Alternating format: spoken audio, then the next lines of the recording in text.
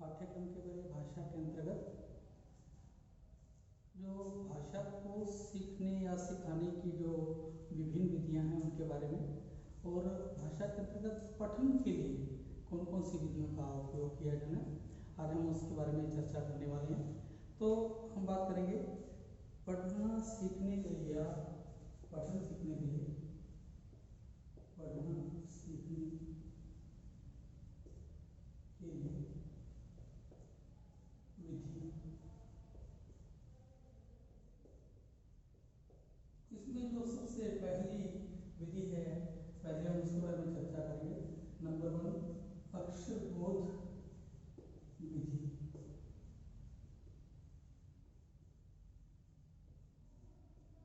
यह विधि पठन को सिखाने के लिए सबसे आसान तथा सरल विधि है और प्रारंभिक अवस्था में जब बालक को कक्षा में सिखाया जाता है तो उसके लिए भाषा सिखाने के लिए हम इस विधि का प्रयोग प्राचीन काल से ही कर रहे हैं। और इस विधि में सबसे पहले जैसा कि इसके नाम से ही क्लियर है अक्षर बोध विधि अर्थात अक्षरों को पढ़ना सिखाना। इसमें हम करते हैं वर्णमाला का प्रयोग करते हैं। सबसे पहले विधि वर्णमाला से स्टार्ट करते हैं कि वर्णों का अगर बालक को प्रॉपरली उसका ज्ञान करवा दिया जाए तो उसके द्वारा हम बालक को आसानी से अगले स्टेप शब्दों तथा उसके बाद वाक्यों पर ले जा सकते हैं। अक्षरबोध विधि में प्रारंभिक कक्षाओं में ये सबसे ज्यादा मैंने पहले बताया कि कारगर और उपयोगी सिद्ध होती है। तो वर्णमाला में जैसे मान लीजिए अ सिखाना है बालक को तो इस अक्षर के द्वारा वह बालक सीखेगा कि अ को किस प्रकार से उच्चारण करना है और उसको किस प्रकार से पढ़ना है। उसके साथ साथ हम इन के साथ जैसे कि हम इसका प्रयोग करते हैं तो अ के साथ साथ हम उसके वर्णों के साथ साथ शामिल करते हैं। जैसे अ सिखाया तो अ अनार जैसे, या फिर हम अल्फाबेट्स की बात करें इंग्लिश में ए सिखाते हैं तो उसके लिए ए एक्स या ए एप्पल। इस प्रकार से हम ध्वनियों का बोध करवाते हैं बालक को अलग अलग उसको पढ़ना सिखाते हैं अल्फाबेट्स के माध्यम से या वर्णमाला के माध्यम से। वह बालक धीरे धीरे सीखता जाता है। वर्णमाला की जब उसको सही ढंग से पहचान हो जाती है उसके बाद वह आसानी से आगे के स्टेप्स में चल सकता है।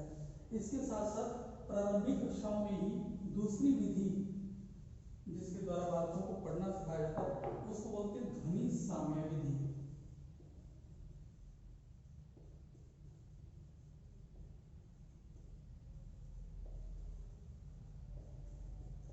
इस विधि के अंतर्गत हम बालक को जो शिक्षक है वो सिखाता है बालकों को कि किस प्रकार से एक शब्द दूसरे शब्द ध्वनि साम्य ध्वनि के अर्थात एक जैसी ध्वनि रखते हैं। जैसे राम, फिर उसके बाद एक और शब्द लेते हैं काम, धाम, ना। इसी के साथ साथ हम ध्वनि साम्य विधि के और भी शब्दों का प्रयोग कर सकते हैं जैसे रमेश, सुरेश, महेश, गणेश इत्यादि। अर्थात एक ही जैसी ध्वनि इसमें उत्पन्न हो रही है इन शब्दों में तो इसलिए इसको ध्वनि साम्य विधि कहा जाता है। अर्थात उन शब्दों को शामिल किया जाता है जो एक ही ध्वनि से संबंधित होते हैं। इंग्लिश में बात करें तो हम जैसे BAT bat, CAT cat, RAT rat, MAT mat इस प्रकार के शब्द ध्वनि साम्य रखते हैं। जैसे BAT बैट पीछे bat then cat then rat अर्थात एक ही ध्वनि से संबंधित अलग अलग शब्द का उच्चारण करना बालक सीख जाता है। बड़ी आसानी से सीखता है क्योंकि ध्वनि साम्यता होने की वजह से एक जैसी ध्वनि होने की वजह से वह अनेक शब्दों को उच्चारण करना सीख जाता है। जैसे इससे संबंधित और भी शब्द हम ले सकते हैं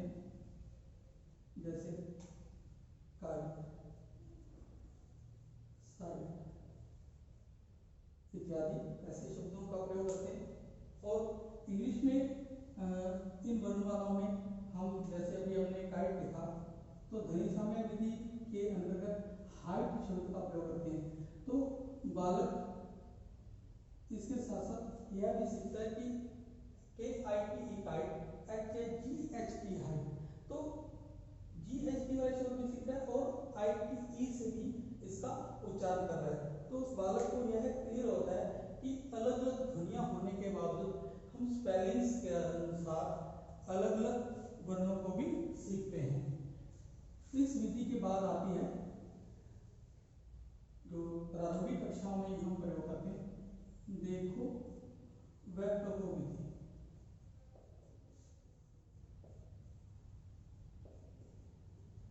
इस विधि में अगर हम बात करें, अध्यापक शामपट पे वर्ण, ध्वनियां या शब्द या वाक्य ब्लैक बोर्ड पर लिखता है और फिर उनको कहता है कि इसको देख करके पढ़ो।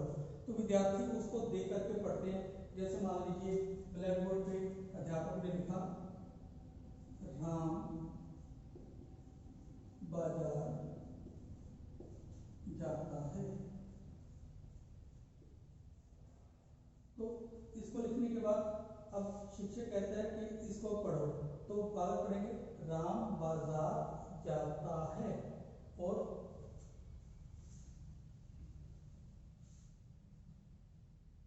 सीता खाना खाती है। फिर उसके बाद बालकों को कहा जाता है कि इसको पढ़ो, तो बालक उसको उसी अनुसार पढ़ेंगे, अर्थात देख करके पढ़ना। सीता खाना खाती है। तो यह विधि भी काफी कारगर है भाषा को सिखाने के लिए और प्रारंभिक कक्षाओं में तो ये अपना एक विशेष स्थान रखती है, क्योंकि बालक जब देख करके किसी का अनुकरण करता है तो उसका प्रभाव अत्यधिक पड़ता है। जैसे बालक को कई बार पुस्तक से भी कहा जाता है कि इसको देख करके पढ़ो, तो बालक पुस्तक को देख करके भी कहता है। इसलिए इस विधि का नाम हमने रखा देखो और कहो विधि। इसके बाद नेक्स्ट विधि को जो आती है वह है यंत्र विधि।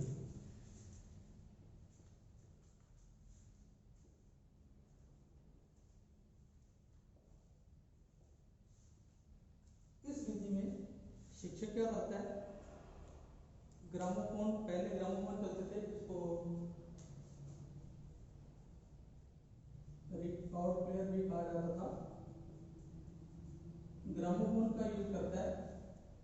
आजकल इसका थोड़ा सा और सुधरा हुआ रूप आ गया जिसको हम सीडी कहते हैं। तो सीडी के द्वारा बालकों को सुन करके फिर उनको पढ़ने के लिए कहा जाता है कि अब सुन करके इसको पढ़ो, अर्थात उसको बोलो, उसका वाचन करो। जैसे लेकिन इसका एक सबसे बड़ा प्लस पॉइंट क्या है कि बालक जिन शब्दों को सुनता है और उसको बोलता है फिर उसके बाद उसका उच्चारण शुद्ध होता है, क्योंकि इसके द्वारा जो उच्चारण है वो सभी बालकों में एक रूपता से प्राप्त हो जाता है। इसलिए यह विधि अत्यधिक कारगर है और इस विधि के द्वारा बालकों को शिक्षक सिखाता है कि किस प्रकार से हमें उसका वाचन या पठन करना है। पहले ध्वनियों का इसी विधि के दौरान, फिर उसके साथ साथ शब्दों का और उसके साथ साथ फिर वाक्यों का भी प्रयोग करना बालकों को इस विधि के द्वारा आसानी से सिखाया जाता है। और यह भी माना जाता है क्योंकि यह विधि बालकों के लिए मनोरंजक भी रहती है, क्योंकि बालक सुन करके किसी अर्थ को ग्रहण कर रहे हैं या किसी शब्द को सुन रहे हैं तो उनको शब्द की क्लैरिटी बहुत आसानी से समझ आ जाती है।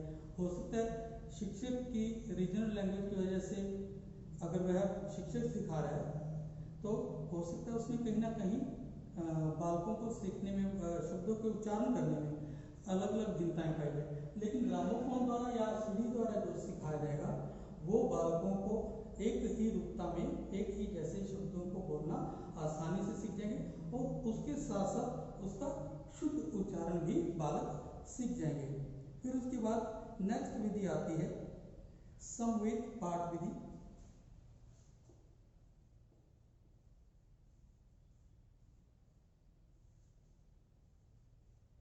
समवेत पाठ विधि में क्या होता है,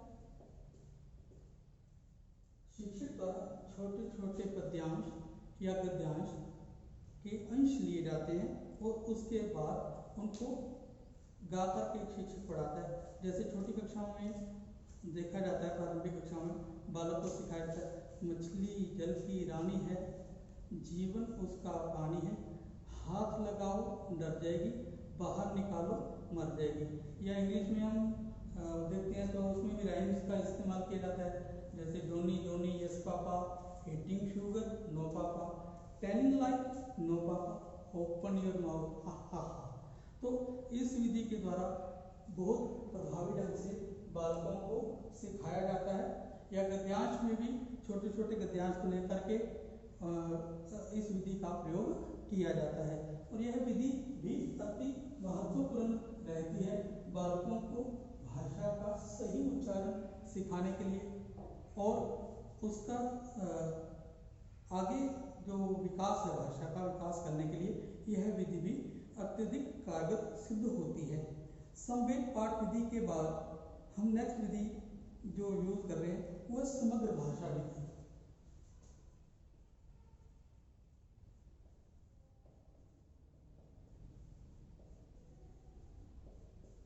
जैसे कि इसके नाम से स्पष्ट हो रहा है समग्र अर्थात संपूर्ण। इसमें शिक्षक यह ध्यान रखता है बालकों में ध्वनि, उसके बाद शब्द व वाक्य, इसको संपूर्णता लिए हुए इसका प्रयोग करता है। इस विधि द्वारा बालक ध्वनि के साथ साथ शब्द भी सीख जाता है और वाक्य भी सीख जाता है। कई बार एक शिक्षक इसके लिए छोटे वाक्यों से बड़े वाक्यों को बताता है। जैसे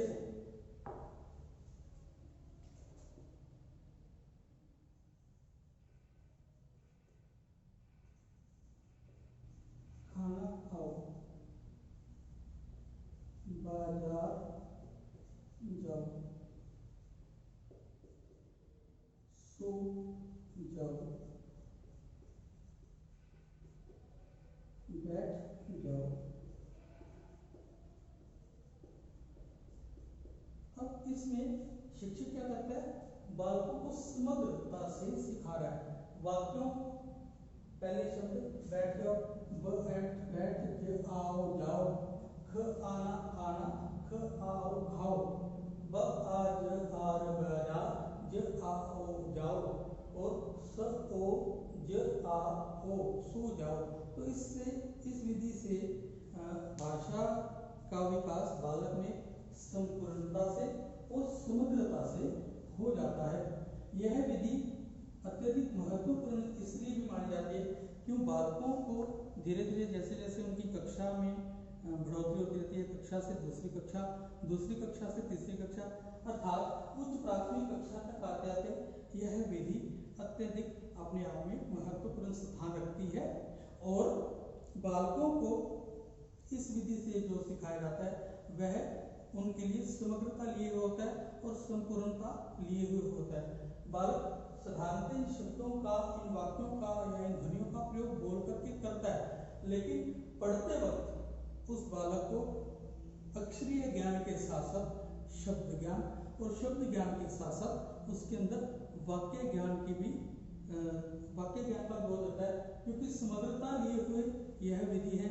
और इस विधि में संपूर्णता से बालक जो भी सीख रहा है उसमें भाषा की समग्रता या संपूर्णता विकसित होती है और शिक्षक इस विधि के द्वारा बहुत ही अच्छे ढंग से बालकों को सिखा सकता है। नेक्स्ट हम जो विधि का प्रयोग करते हैं वो है वाचन विधि।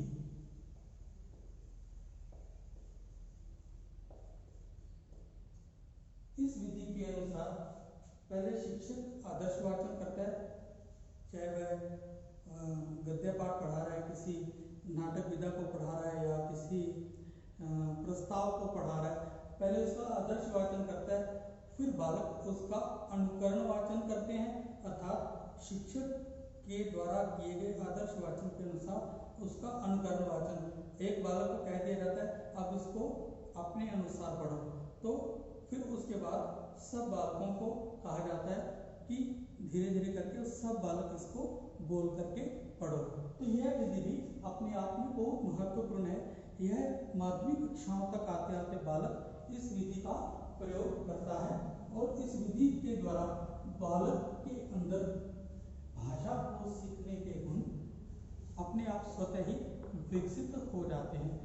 अनुकरण वाचन के साथ साथ इसमें और मौन वाचन को भी शामिल किया जा सकता है।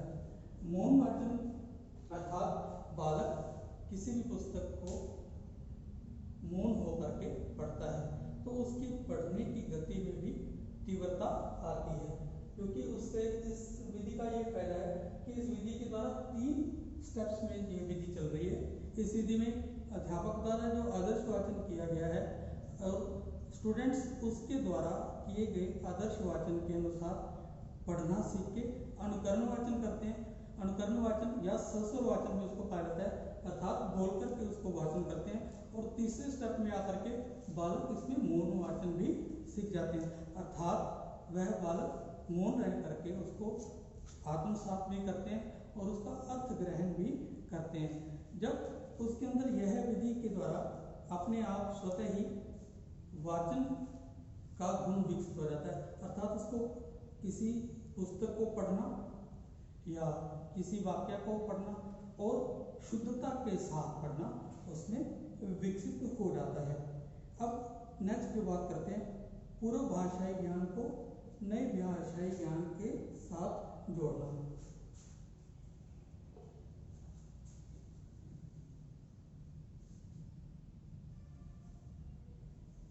पूर्व भाषाई ज्ञान को नए भाषाई ज्ञान से जोड़ना। यह विधि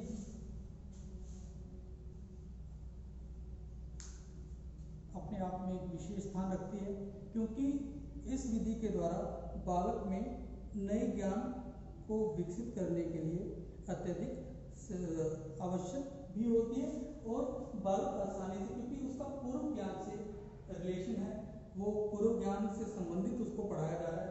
पहले पूर्व ज्ञान को लिया जाएगा, जो पूर्व में उसने भाषाई ज्ञान को सीखा हुआ है, उसके साथ साथ उसके अंदर नए भाषाई ज्ञान अर्थात अलग अलग प्रकार से उसमें इस बात को विकसित किया जाता है और बालक धीरे धीरे इसको अच्छे ढंग से सीख जाता है।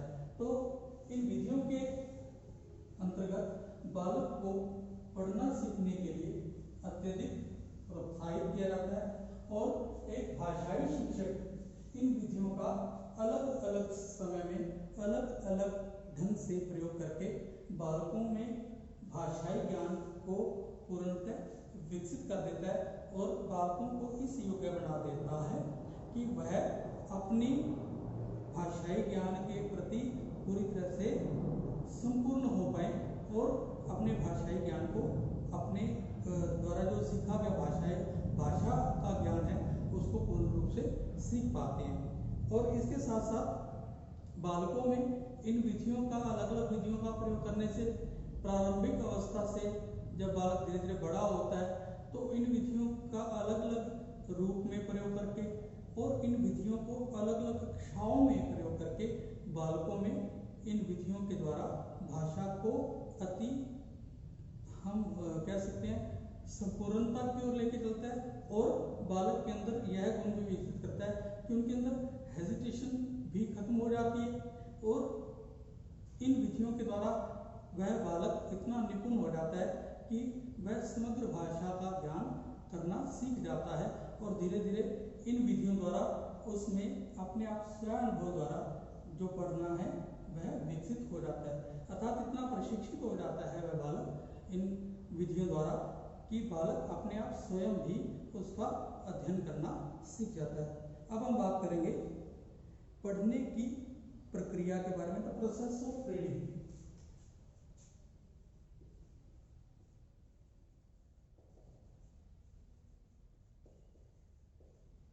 पढ़ने की प्रक्रिया, प्रोसेस ऑफ रीडिंग या हम पढ़ने की जो प्रक्रिया हम बालकों में विकसित करते हैं, पठन की प्रक्रिया से आशय उस गतिविधियों से है जिनके माध्यम से छात्र पढ़ने संबंधी क्रिया को पूर्ण करते हैं और पठन संबंधी सीखने के अलग अलग सोपानों को उसमें विकसित करते जाते हैं, उसको क्रमबद्ध सीखते हैं। तो उसमें अगर हम क्रमबद्धता की बात करें तो क्रमबद्ध रूप से किस प्रकार सीखते हैं, अब हम इसकी बात करते हैं। तो सबसे पहले उसमें आता है भाषा को पढ़ने के लिए उसमें प्रत्याभिज्ञान, अर्थात मस्तिष्क द्वारा सीखना। प्रत्याभिज्ञान का अर्थ यह है कि केवल मात्र उसको शब्दों की अक्षरों की पहचान ही ना हो, वह उसका प्रत्याभिज्ञान भी कर सके, अर्थात मस्तिष्क द्वारा सीख सके। क्योंकि ये जो उसका सीखना है वो स्थायी तभी रह सकता है अगर वह मस्तिष्क के द्वारा सीखता है। अगर सिर्फ बोल करके सिखाया जा रहा है तो बालक के अंदर यह गुण तो विकसित हो जाएगा पढ़ना, लेकिन उसको सही ढंग से उसको याद नहीं रहेगा। तो अगर प्रत्याभिज्ञान के द्वारा इस प्रक्रिया को चलाया जाता है तो पहला प्रत्याभिज्ञान है, इसके द्वारा वह बालक में पढ़ने की कौशल को विकसित किया जाता है। अब हम उसके साथ साथ इसके इस सोपान में जो क्रियाएं संपन्न की जाती हैं उसके बारे में बात करते हैं। तो उसके लिए पहली क्रिया है, इसमें पाठक गद्यांश या पद्यांश में प्रयुक्त शब्दों की पहचान करता है। सबसे पहले उसको शब्दों की पहचान होती है कि इस पद्यांश में या गद्यांश में किस किस प्रकार के शब्दों का चयन किया गया और किस रूप से उसको प्रयोग किया गया। दूसरा, इस सोपान के अंतर्गत भाषा विज्ञान संबंधी तथ्यों के प्रयोग के बारे में छात्र ज्ञान प्राप्त करते हैं, अर्थात उसको जो सिखाया जा रहा है उसके साथ साथ व्याकरणिक नियम भी अपने आप उसमें विकसित होते चले जाते हैं। अर्थात उन भाषा के प्रयोग का किस प्रकार के नियम हैं उसका प्रयोग करना सीख जाता है। जैसे उसको विकारी शब्द, अविकारी शब्द, जैसे संज्ञा, सर्वनाम, विशेषण इत्यादि इन शब्दों का उसको प्रत्याभिज्ञान होता है इस व्याकरणिक विधि से कि जो शब्द किसी के नाम, स्थान, किसी भी नाम अर्थात व्यक्ति, वस्तु और स्थान के नाम का जो बोध कराते हैं उन्हें संज्ञा कहते हैं। तो इस अनुसार वो बालक के अंदर व्याकरणिक नियमों का भी ज्ञान होता है, अर्थात उसका प्रत्याभिज्ञान विद्यार्थी कर सकते हैं। तीसरा है, इस सोपान के अंतर्गत मस्तिष्क यह सूचना भी ग्रहण करता है कि पाठ्य वस्तु में लोकोक्तियों व मुहावरों का प्रयोग उनके उचित संदर्भ में करना आया है या नहीं। अब हम देखते हैं छोटी कक्षाओं में या थोड़ी माध्यमिक कक्षाओं तक बालक में मुहावरों और लोकोक्तियों का प्रयोग करना सिखाया जाता है। उसका तात्पर्य क्या है? मुहावरों का प्रयोग करना, अर्थात वह सही समय पर सही शब्दों का चयन करना सीख जाए। इसलिए इन मुहावरों व लोकोक्तियों का व्याकरणिक विधि के अनुसार प्रयोग करना जब बालक सीख जाएगा तो उसको पता होगा कि किस समय किस प्रकार से उसको पढ़ा जाए और किस प्रकार से उसको सीखा जाए। नेक्स्ट है, इस सोपान में छात्रों के पठन की परंपराओं का स्मरण किया जाता है, अर्थात पठन के लिए कौन कौन सी परंपराएं उसमें विकसित होती है उसको ये ध्यान रहता है कि मैंने ध्वनि सीखी पहले, उसके एक अवचेतन मन में इसकी अवधारणा स्पष्ट रूप से रहती है कि पहले उसने जो ध्वनियों को सीखा, वर्णमाला सीखने के बाद उसको बार बार वर्णमाला सिखाने की जरूरत नहीं पड़ती है। अब बालक इतना अपने आप को सक्षम कर लेता है वर्णमाला सीखने के बाद कि उसको शब्दों का चयन करना भी आ जाता है कि शब्दों को, वर्णों से शब्द किस प्रकार बनाए जाते हैं और उसके साथ साथ वह शब्दों को सीखने के बाद उन शब्दों को वाक्य में किस प्रकार प्रयोग करना है। तो इसके द्वारा प्रत्याभिज्ञान के द्वारा वह बालक के अंदर विकसित हो जाता है। नेक्स्ट है, इस सोपान में छात्र द्वारा पठन की विभिन्न प्रकार की विधियों का स्मरण किया जाता है, अर्थात पाठक या बालक के द्वारा जो विभिन्न विधियों द्वारा जो सीखा गया है उनका स्मरण किया जाता है कि किस विधि को वह अपने मस्तिष्क में क्रियाएं करता रहता है कि इस विधि के द्वारा मैंने ध्वनि उच्चारण करना सीखा, फिर शब्द उच्चारण करना सीखा, उसके बाद उसका वाक्य उच्चारण करना सीखा। अब दूसरी बात आती है इस पठन प्रक्रिया के अंतर्गत प्रत्याभिज्ञान के बाद अर्थ ग्रहण करना।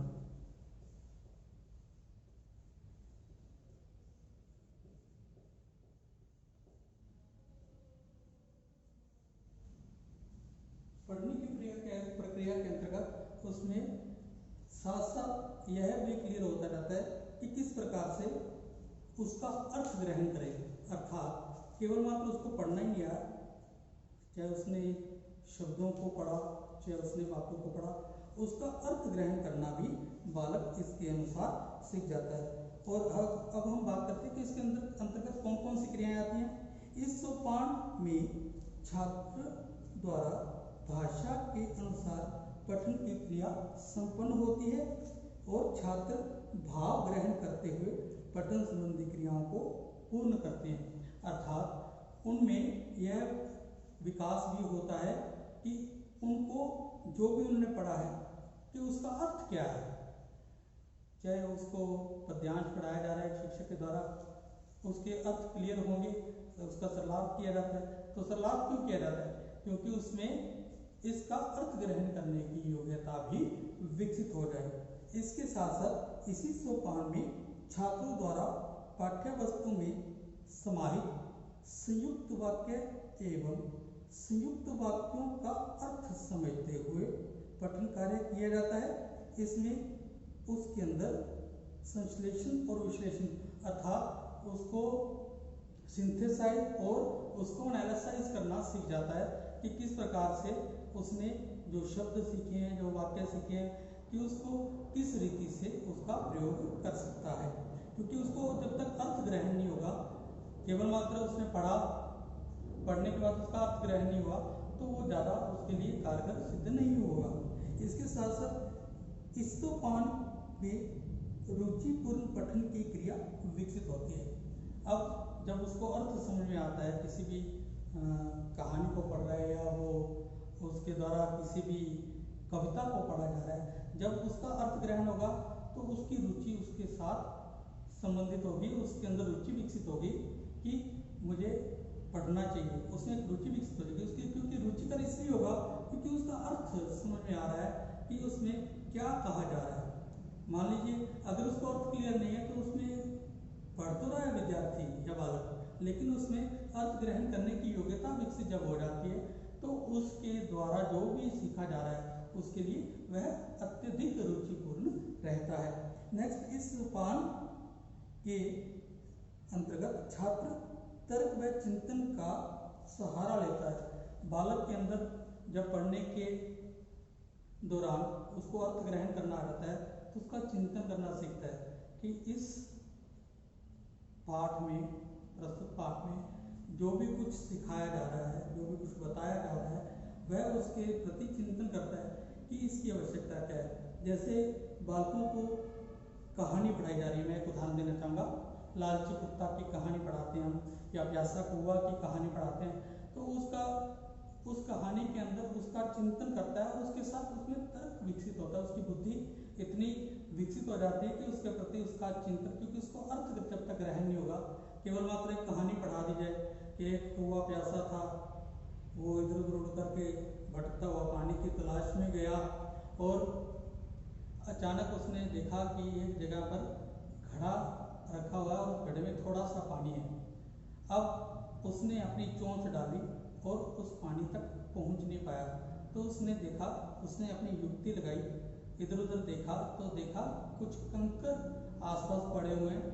उसने कंकरों को घड़े में डालना शुरू किया और उसके जब उसमें कंकर डाले तो पानी ऊपर आ गया। जैसे पानी ऊपर आया उसने अब पानी पिया और अपनी प्यास बुझाई। अब अगर इस कहानी के बाद में शिक्षा के लिए कहा जाता है जहाँ चाह वहाँ राह, अर्थात उसको एक अर्थ समझ में आ रहा है कि उसमें तर्क विकसित हो रहा है कि इस प्रकार हम भी किसी कार्य को कर सकते हैं। मान लीजिए एक ऐसी स्थिति हो जाए तो बालक जब इनको पढ़ता है इसके अनुसार तो उसमें इस विकसितता का उसको बोध हो जाता है, उसमें ज्ञान हो जाता है, इतना विकास हो जाता है कि बालक आसानी से उस कहानी के माध्यम से और भी कार्य करता है और उन कार्यों को तर्क के द्वारा व चिंतन के द्वारा विकसित उसमें हो जाता है। और इसके बाद इस सोपान में निरर्थक शब्दों के स्थान पर सार्थक शब्दों का प्रयोग करने की क्षमता विकसित होती है, क्योंकि कुछ निरर्थक शब्दों का प्रयोग किया जा रहा है, मान लीजिए उस बालक के द्वारा, ठीक है, जो उसके द्वारा जो पढ़ा जा रहा है। कई बार ऐसा भी होता है कि अपने अनुसार कुछ बालक शब्द बना लेते हैं, तो उनको पता चलता है इन शब्दों का हमारे लिए कोई महत्व नहीं है, तो उसमें जो सार्थक शब्द हैं उसके लिए आवश्यक हैं, तो पढ़ने के दौरान उसमें सार्थक शब्दों को समझने की योग्यता भी विकसित होती है, क्योंकि जब तक उसको उस शब्द का अर्थ नहीं पता होगा, इसलिए तो हम ये शब्द उसको कई बार सिखाते हैं ना, जैसे सार्थक और निरर्थक शब्द व्याकरण में सिखाए जाते हैं, जैसे खाना, गाना, सोना, बोना, ऐसे शब्दों का। अब गाना उसको पता है इस गाना का कोई अर्थ नहीं है, लेकिन खाना अर्थात हमने खाना खाना है, सोना का एक अर्थ है लेकिन बोना का कोई अर्थ नहीं है।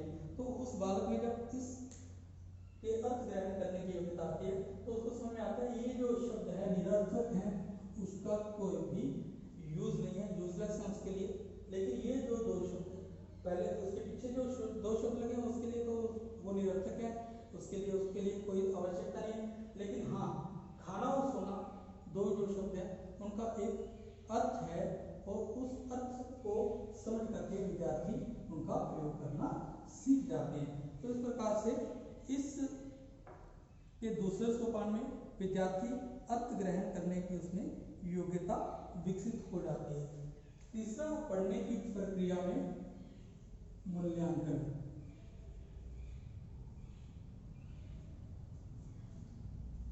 बालक में मूल्यांकन करने की योग्यता भी विकसित होती है और बालक इसको किस प्रकार से उसका मूल्यांकन करता है, क्योंकि उसमें अर्थ ग्रहण करने का विकसित हो गया, उसको प्रत्याभिज्ञान करना भी समझ में आ गया कि मस्तिष्क के द्वारा किस प्रकार से सीखना है।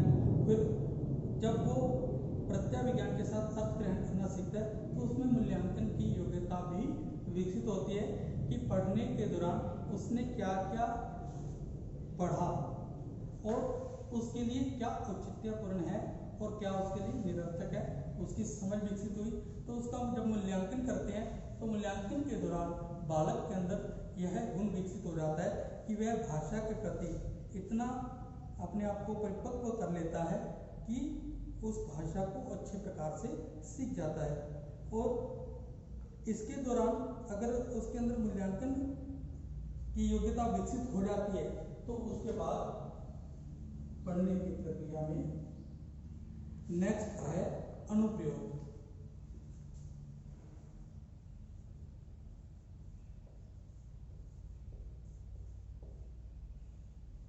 अर्थात उसका सही ढंग से किस प्रकार प्रयोग करना है। इस सोपान के अंतर्गत पाठक द्वारा पाठ्य वस्तु से ग्रहण की गई भाषाई सूचनाओं, भाषाई भावों और भाषाई कौशलों आदि का अपने जीवन में उपयोग प्रारंभ कर दिया जाता है कि उसके जीवन में इसका क्या उपयोग है उसको, क्योंकि उसका जब 3 स्टेप के बाद जब चौथे स्टेप में आता है तो उसमें यह योग्यता विकसित हो जाती है कि इन जो कहानियाँ या जो भी उसने पढ़ा है उसका जीवन में क्या उपयोग है, उसके जीवन में क्या आवश्यकता है और उसके साथ साथ वो उसमें अपने जीवन में जो आवश्यक जो भी उसने पढ़ा है जो उसके लिए आवश्यक और कारगर है वह उनका अपने जीवन के अंदर स्थायी रूप से प्रयोग करना सीख जाता है। इस सोपान के अंतर्गत क्या होता है, छात्र साहित्यिक एवं सार्थक शब्दों एवं मुहावरों का प्रयोग अपनी मौखिक व लिखित अभिव्यक्ति में व्यापक रूप से करने लग जाते हैं। अर्थात उनमें ये विकसित आ जाती है कि जो भी उस बालक ने भाषा को सीखा है उसको अपने जीवन में किस प्रकार प्रयोग करना है। इसके साथ साथ इस सोपान के अंतर्गत छात्रों द्वारा मानक भाषा का प्रयोग व्यवहार में किया जाता है। क्योंकि इससे पहले उसके पास भाषा तो थी, लेकिन एक स्टैंडर्डाइज लैंग्वेज का प्रयोग करना बालक इसके अनुसार सीख जाता है कि किस प्रकार अपने आप जो उसको अपने जीवन में उसका जो प्रयोग है कि मानव भाषा का किस प्रकार प्रयोग करना है। अर्थात उसके अंदर जब यह विकसितता आ जाती है, उसके अंदर यह गुण विकसित हो जाता है, तो वह सार्थक शब्दों का या सार्थक वाक्यों का या जो भी उसने पढ़ा हुआ है उसका सही ढंग से प्रयोग करना सीख जाता है। और इसके साथ साथ छात्र अपनी व्यवहारिक भाषा में भाषा विज्ञान संबंधी नियम व सिद्धांतों का प्रयोग करने लगते हैं। अर्थात कि भाषा के लिए कौन से जो उसने नियम पढ़े या उसको व्याकरणिक बोध करवाया गया, तो क्योंकि उसको अर्थ ग्रहण हो गया, प्रत्यय विज्ञान भी हो गया, तो उसके द्वारा भाषा के विभिन्न नियमों का सही ढंग से प्रयोग करना बालक आसानी से सीख जाता है। इस सोपान के अंतर्गत एक और बात आती है, छात्रों द्वारा मौखिक एवं लिखित अभिव्यक्ति में सरल एवं बोधगम्य शैली का प्रयोग किया जाता है।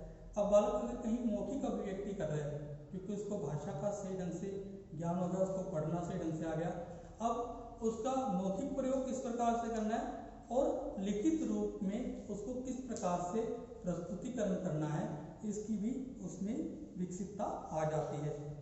इसके साथ साथ इस सोपान में छात्र में पठन की क्रिया के माध्यम से सीखी गई व्याकरणिक, शैलीगत एवं भाषाई क्षमताओं का प्रयोग व्यापक रूप से किया जाता है। तो इस प्रकार से स्पष्ट होता है कि पठन की इस प्रक्रिया में ये 4 सोपानों के अंतर्गत बालक को सीखना आ जाता है। उसके अंदर प्रथम हमने बात की प्रत्यय विज्ञान,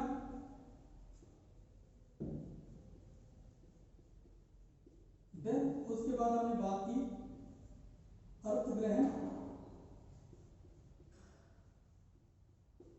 और उसके बाद हमने जो तीसरा स्टेप उठाया था उसमें था मूल्यांकन,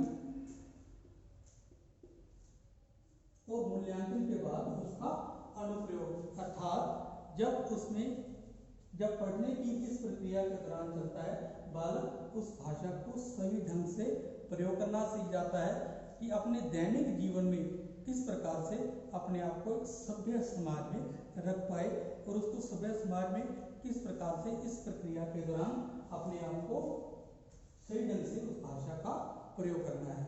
तो आज हमने सीखा कि पहले हमने बात की थी विधियों की, कि विभिन्न विधियों द्वारा बालक को जो भी सिखाया जा रहा है वह अत्यधिक सार्थक है, और अगर बालक को इन विधियों का संपूर्ण प्रयोग करना सिखाया जाए और इन्हीं विधियों द्वारा पढ़ाया जाए, तो बालक में पठन की प्रक्रिया अपने आप विकसित हो जाती है, उसके अंदर प्रत्यय विज्ञान की क्षमता आ जाती है, उसके साथ साथ उसको अर्थ ग्रहण करना भी आ जाता है। अर्थ ग्रहण के बाद वह मूल्यांकन कर सकता है कि किस प्रकार से अपनी बात को कहे, क्योंकि इस मूल्यांकन के बाद वो चौथे स्टेप में प्रवेश करता है कि किस प्रकार से उसका प्रयोग अपने दैनिक जीवन में कर पाए। तो आज विद्यार्थी जो हमने सीखा, नेक्स्ट बात करेंगे उसके बाद अगले चैप्टर में। Thank you students.